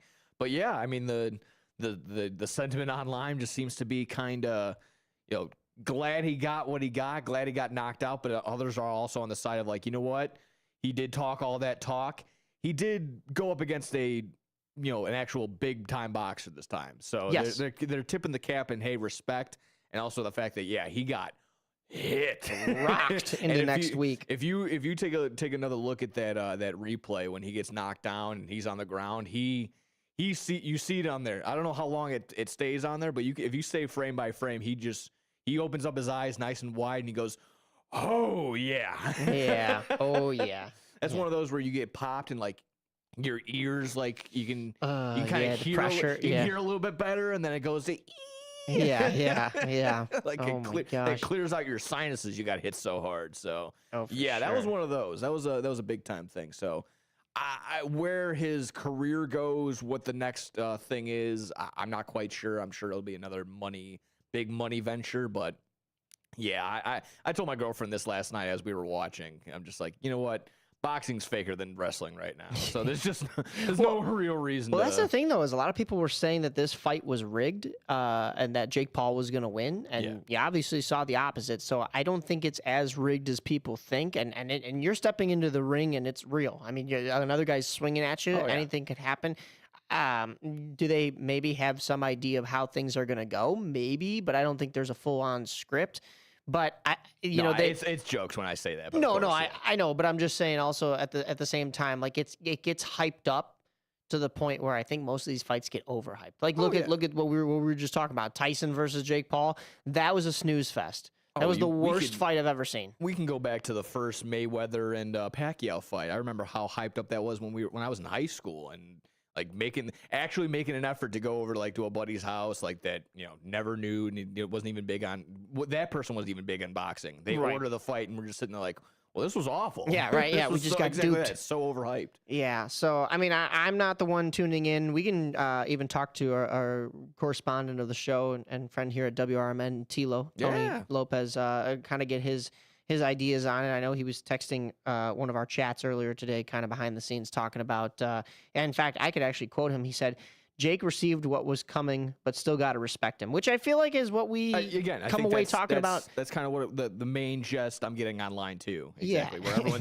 everyone's celebrating they got knocked out, knocked down, and everything, but they're like, all right, cool. Again, tip of the cap. He got hit by an actual boxer. The picture that they posted beforehand of like Jake scared in the corner. And the caption is he knew he was about to get smoked. Like, I mean, you could tell he was fearing for his life. So I mean, for what it's worth, again, like to the respect thing is just everyone thought right away, like maybe within 2 rounds, Anthony Joshua was going to take care of him. But again, kind of watching and highlights and hearing Anthony or Mauro Ronaldo, he's like, yeah, Anthony Joshua or Jake Paul. Being a little bit of a pest, not letting Joshua, cut the ring in half, and he was moving around. So he was trying to keep up and do some boxing things, but obviously, the skill level just isn't at the same level right now. Right. Yeah. So, I mean, listen, what Tilo said. Every time a guy like that steps into the ring, I have respect for him, but it's the same old story where it's like he's Jake Paul. I'm still going to sit here and call him not a boxer. I mean, you went up against a real boxer this time, and I give you credit for that. I give you credit for stepping into the ring, but all right, it's another Jake Paul fight, right? YouTuber, Viner, whatever you want to call. Yeah, that's how I remember him. We got one. Yeah, we got one more minute if we want to do Mamma Mia. We're going to get to Mamma Mia's. One quick thing I wanted to get your take on, though. Sure. It was announced by White Sox Capital, according to Jeff Passan. The White Sox are in the market for a mid-tier starting pitcher. I saw some good names on there. Then mid-tier, mind you, but the names in this category include Max Scherzer, okay, a little past his prime. Lucas Giolito, bring him back home. Why not? Chris Bassett, Zach Littell, Walker Buehler, Patrick Corbin, German Marquez, Michael Lorenzen, Nick Martinez, Tyler Mahle, and Justin Verlander. Again, a little past his prime, but I mean, those are kind of core anchor guys. You can kind of get at least some sort of a starting rotation with the White Sox rotation be as young as they are. So I wouldn't mind any of those names, especially bringing back Lucas Giolito. Listen, I don't know at this point what you're building towards, but I mean, have him. He's a solid pitcher. So we'll see. You had a good Mamma Mia though. Yeah, Mamma Mia to anyone right around this time shopping. Hey, the escalator is not for you to just relax. If there's space ahead of you, there's people behind you, so make sure you're walking. This is not just your time to, let me look at my phone, let me do, no. Walk forward. We got stuff to do, we got places, we got stuff to buy, we got people to take care of. Come on now. The worst. This is not your world. We are not just all living in it. Come on.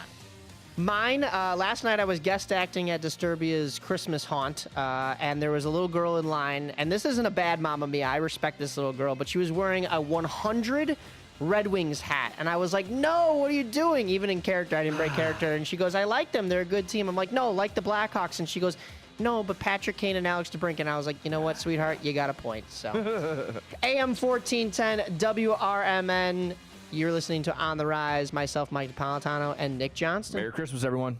Is diabetes keeping you from enjoying life's special moments? At US Med, we understand the challenges you face, and we're here to help. With US Med, I can finally manage my diabetes without it managing me. US Med offers a wide range